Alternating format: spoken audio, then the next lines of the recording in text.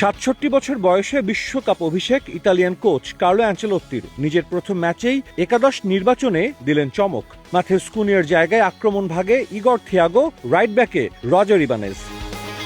ম্যাচের শুরু থেকেই ব্রাজিলকে চাপে রাখে মরক্কো। প্রথম ৭ মিনিট বলের দখল নিজেদের কাছে রাখে অ্যাটলাস লায়ন্স। পোস্টে দুটো শট নিলেও কোনো মতে তা রুখে দেয় ব্রাজিল।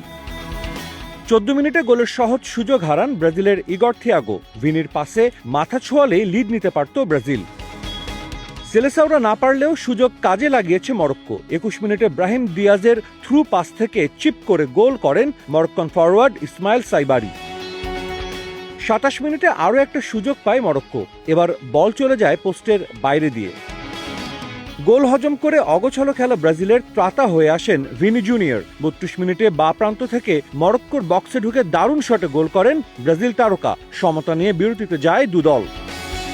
ম্যাচের প্রথমার্ধ উত্তেজনাপূর্ণ হলেও দ্বিতীয়ার্ধের শুরুটা ছিল ম্যারমেরে। বল পজিশনে এগিয়ে ছিল ব্রাজিল। মরক্কো চেষ্টা করে গেছে রক্ষণে মনোযোগ দিয়ে কাউন্টার অ্যাটাকে যেতে।